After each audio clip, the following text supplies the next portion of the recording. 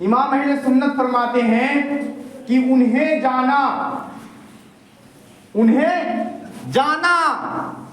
مانا نہ رکھا غیر سے کام، للہ الحمد میں دنیا سے مسلمان گیا، للہ الحمد میں دنیا سے مسلمان گیا۔ یہ عاشقوں کی بولی ہے، یہ عاشقوں کی بولی ہے۔ آقا کریم صلی اللہ تعالی علیہ وسلم ارشاد فرماتے ہیں کہ بندہ اس وقت تک کامل مومن نہیں ہو سکتا۔ کیا نہیں ہو سکتا؟ کامل مومن یعنی مسلمان نہیں ہو سکتا۔ یا رسول اللہ کب ہوگا؟ بات ہوتی ہے یہاں توجہ دینے کی بات ہے۔ رسول اکرم فرما رہے ہیں پورے دنیا کے سب سے بہترین، سب سے لاجواب انسان جنہیں اللہ تبارک و تعالیٰ اپنا محبوب بنایا، وہ فرما رہے ہیں کہ اس وقت تک بندہ کامل مومن نہیں ہو سکتا جب تک وہ اپنے جان، اپنے مال، اپنے اولاد اور دنیا کے اندر جتنی چیزیں ہیں تمام چیزوں میں سب سے زیادہ مجھ سے محبت نہ کرے، مجھ سے محبت نہ کرے۔ اور الحمدللہ ہم دعوے دار ہیں کہ ہم رسول اکرم سے محبت کرتے ہیں۔ اسی لیے تو 12 ربیع الاول شریف کا چاند نمودار ہونے والا ہے، تو ہم ایک بہت ہی شور و گل کے ساتھ بڑے ہی اشتیاق محبت میں جھوم کر ایک نعت پڑھتے ہیں۔ کیا کہتے ہیں؟ ناموس آقا پر ہم سر کٹا دیں گے۔ سنا ہے نا سب نے؟ ناموس آقا پر ہم سر کٹا دیں گے۔ تو کیا یہ نعت صرف پڑھنے کے لیے ہے یا سننے کے لیے ہے یا اپنے جلوس کو رونق بخشنے کے لیے ہے، یا تم بتانا چاہتے کہ ہاں ہم بھی جلوس نکالتے ہیں؟ اگر آپ کی نیت یہ ہے تو بالکل آپ درست ہیں، آپ جس مقصد سے نکال رہے ہیں وہ بالکل ہو رہا ہے، لوگ دیکھ رہے ہیں، لوگ دیکھنے والے کہہ رہے ہیں بھائی یہ بھی جلوس نکالتے ہیں، یہ بھی دعوے میں پکے ہیں۔ لیکن آج ہندوستان کا تم جائزہ لو، پورے دنیا میں تم جائزہ لو، تو آج مسلمان کمزور ہو چکے ہیں، ان کے ایمان کمزور ہو چکے ہیں، ان کے ایمان کمزور ہو چکے ہیں، ان کے اندر بزدلی آ چکی ہے، ان کے اندر کمزوری آ چکی ہے۔ آج ہندوستان کے اندر کونے کونے سے ہمارے آقا و مولا صلی اللہ تعالی علیہ وسلم پر حملے کیے جا رہے ہیں۔ آج خنزیر کی اولاد جنہیں دھونے کا طریقہ صحیح سے نہیں آتا، وہ خبیث، وہ ملعون، وہ لعین آج ہمارے آقا پر انگلی اٹھاتے ہوئے نظر آ رہے ہیں۔ وجہ کیا ہے؟ وجہ یہی ہے کہ مسلمان آج سو چکے ہیں، آج مسلمان کا ضمیر مر چکا ہے، آج مسلمان صرف اپنے گھر، اپنے اولاد اور اپنے مکان کو بنانے میں لگ چکا ہے۔ مسلمان کو اس لیے پیدا کیا گیا تھا کہ دنیا میں اس قدر مشغول ہو جائے کہ ان کے آقا پر حملہ کیا جائے تو ہمارے زبانوں سے آواز نہ نکلے۔ کہاں گئی مسلمانوں تمہاری ضمیر؟ تم اپنی ضمیر کو بیچ کھائے۔ ابھی کوئی عام انسان تمہارے والد، تمہارے باپ، تمہارے فادر کو کچھ بول دے تو ہم غصہ ہو جاتے ہیں، ہم غضب ہو جاتے ہیں، میرے والد کو کیسے بولا، میرے فادر کو تو نے ایسے کیوں بولا؟ آج ہم غصے میں ہو جاتے ہیں، اسے بولنے لگتے ہیں۔ تو سوچو کہ تمہارے باپ کو زندگی ملی ہے، تمہارے دادا کو جو زندگی ملی ہے، تمہارے خاندان کو جو روزی مل رہی ہے، تمہیں جو دکان و مکان ملا ہے، یہ کسی اور کا نہیں بلکہ مصطفیٰ جان رحمت کا صدقہ ہے، مصطفیٰ جان رحمت کا صدقہ ہے۔ اور مسلمان سوئے ہوئے ہیں تو اس سے رسول اکرم کی عظمت پر کوئی فرق نہیں آنے والا ہے. صاف بول دوں یہ ہمارے اوپر ضروری ہے کہ اگر ہم بولیں گے تو ہم اپنے عشق کی ثبوت دیں گے, اپنے عشق کا ثبوت دیں گے کہ ہاں ہم بھی رسول اکرم سے سچی محبت کرنے والے ہیں. اور اگر ہم نہیں بولیں گے تو تمہاری بزدلی کی دلیل ہوگی. اگر ہم نہیں بولیں گے تو تم عشق کے جھوٹے دعوے دار گنے جاؤ گے. رسول اکرم کو ہماری عزت کی ضرورت نہیں ہے کہ ہم عزت دیں. اللہ خود فرماتا ہے رحمت للعالمین, کسی کو ضرورت نہیں ہے. میں اپنے محبوب کی تعریف اس طرح کرتا ہوں, کس طرح رحمت للعالمین بنا کر بھیجا ہے. طٰہٰ, یاسین, مزمل, مدثر, کسی کو تعریف کی ضرورت نہیں ہے کسی کی. رب خود اپنے محبوب کی تعریف کر رہا ہے. اور تمام بڑے بڑے صحابہ کرام اپنے عشق کا ثبوت دیتے ہوئے گئے ہیں. ہم جب مطالعہ کریں گے تو معلوم چلے گا, جب نبی کی عظمت پر, جب نبی کے شان پر ابو لہب نے حملہ کیا, طرح طرح سے پریشان کیا, رسول اکرم صلی اللہ تعالی علیہ وسلم کے پشت مبارک پر اونٹ کی اوجھڑی رکھی گئی. جب یہ ابو لہب جو ہے رسول اکرم صلی اللہ تعالی علیہ وسلم کی گستاخی کی تو اللہ تبارک و تعالی نے قرآن مجید میں فرما دیا تبت یدا ابی لہب, تباہ ہو جائیں ابو لہب کے ہاتھ. اور وہ تباہ ہو گئے, تباہ ہو گئے جب ابو جہل نے رسول اکرم صلی اللہ تعالی وسلم کے خلاف گستاخی کی.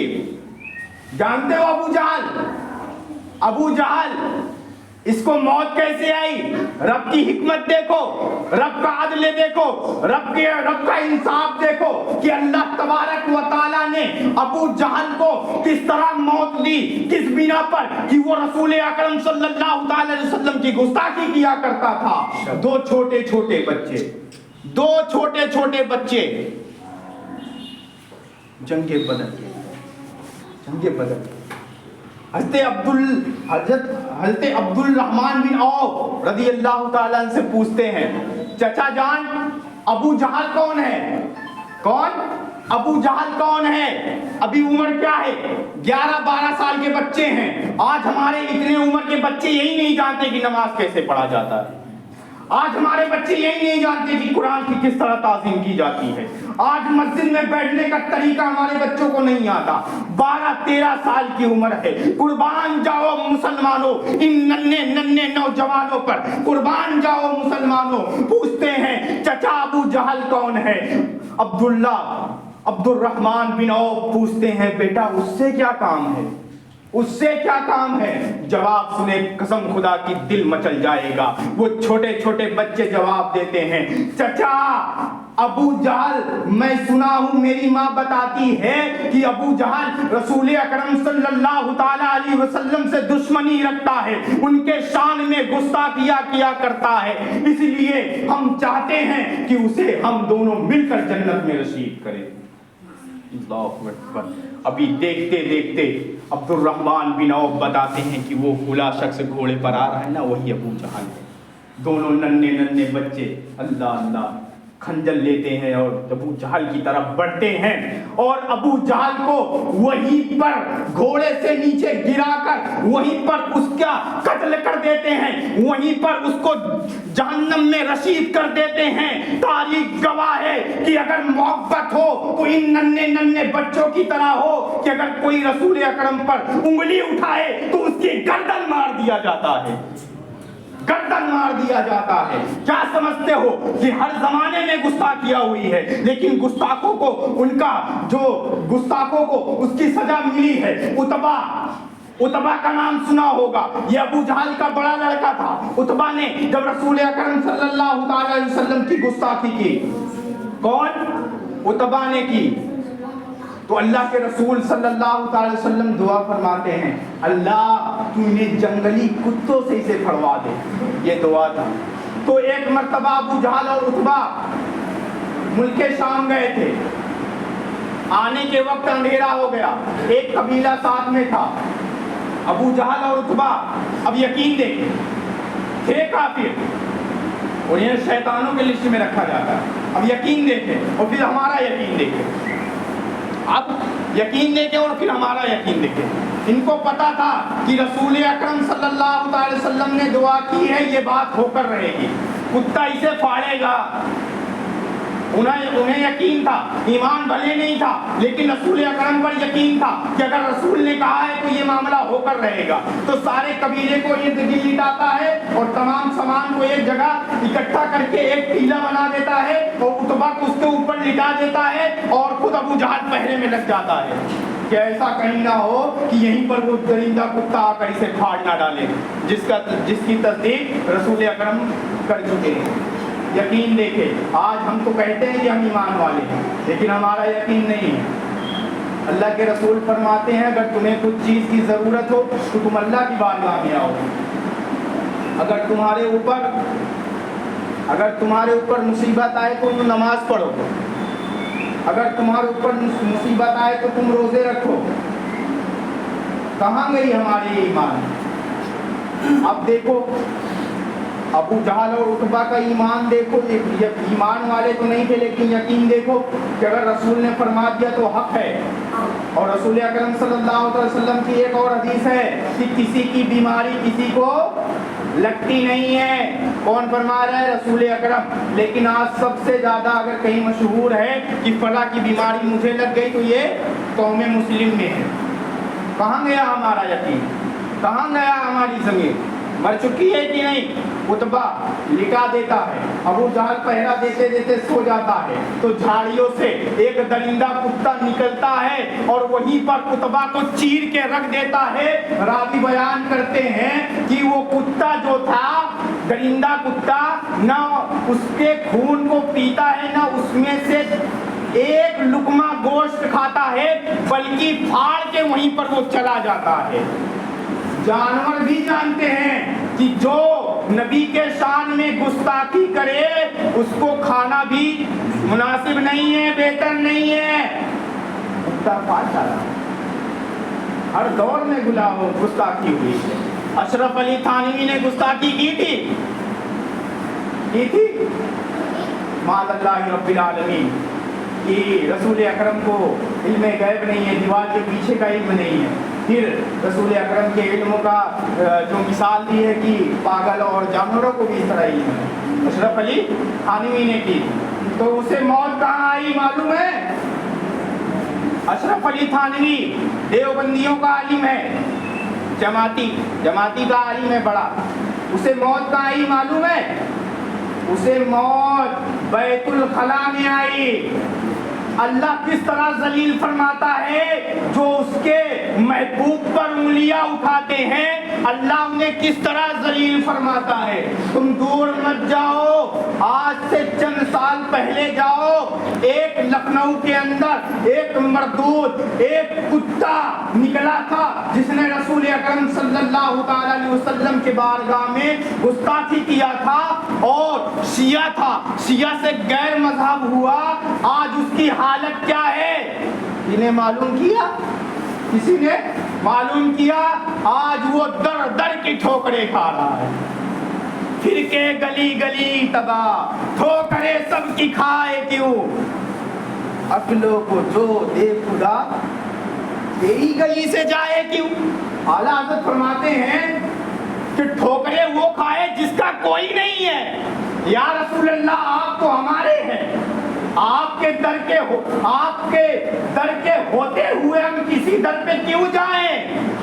لیکن وہ ملعون آقا کے در کو چھوڑ کر دوسرے در پر گیا تو آج بھی وہ در در بھٹک رہا ہے، نہ اسے قبیلے والے قبول کر رہے ہیں نہ غیر قبیلے والے قبول کر رہے ہیں۔ اور اسی ہندوستان میں ایک اور کمینی رسول اکرم صلی اللہ تعالی وسلم کے بارگاہ میں گستاخی کی، آج لوگ اس کا نام لینا بھی گوارا نہیں کرتے۔ کس کونے میں گئی یہی نہیں پتا چلتا کہ وہ کتیا گئی کہاں۔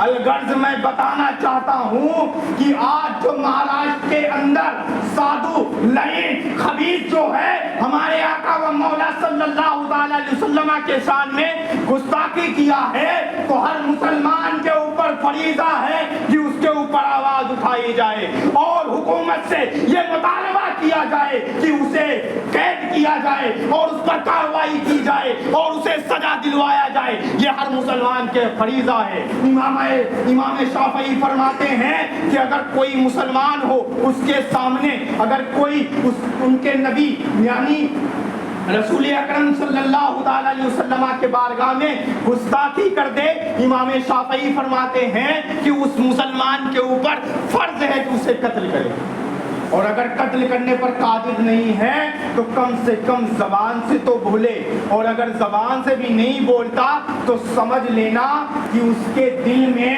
ایمان نہیں ہے۔